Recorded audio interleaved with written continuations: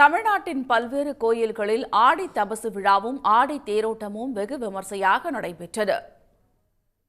சைவம் மற்றும் வைணவ சமயங்களின் ஒற்றுமையை பறைசாற்றும் விதமாக தென்காசி மாவட்டம் சங்கரன் கோவிலில் உள்ள சங்கர நாராயணன் கோயிலில் ஆடி தபசு விழா விமர்சையாக நடைபெற்றது. கடந்த 11ஆம் தேதி கொடியேற்றத்துடன் தொடங்கிய ஆடி தபசு விழாவின் முக்கிய நாளான நேற்று சிவனும் நாராயணனும் ஒரே உருவமாக அம்மனுக்கு காட்சியளிக்கும் வைபவம் நடைபெற்றது.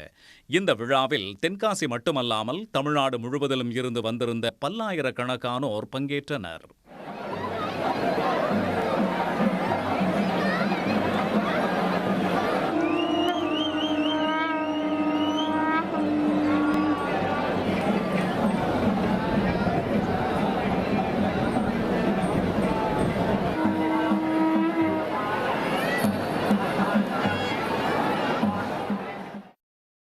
சிவகாசியில் இருந்து வெம்பக்கோட்டை செல்லும் சாலையில் உள்ள செண்பக விநாயகர் கோயிலில் ஆடி தபசு திருவிழா நடைபெற்றது.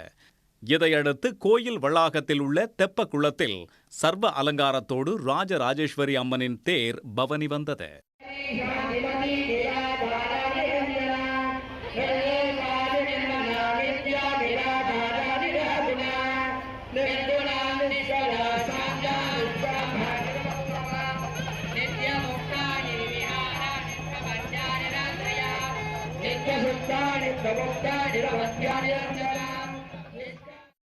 திண்டுக்கல் அருகே உள்ள தாடிக்கொம்பு சவுந்தரராஜ பெருமாள் கோயிலில் ஆடி தேரோட்டம் விமர்சையாக நடைபெற்றது.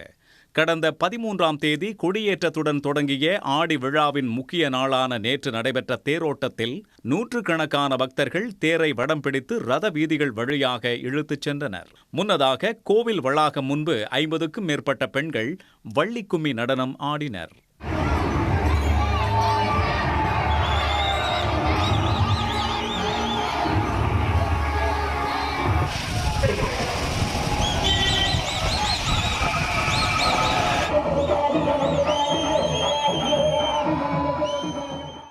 இதேபோல் சேலம் மாவட்டம் கெங்கவல்லி அருகே உள்ள சின்ன புன்னவாசல் கிராமத்தில் மாரியம்மன் கோயிலில் ஆடி தேரோட்டம் நடைபெற்றது.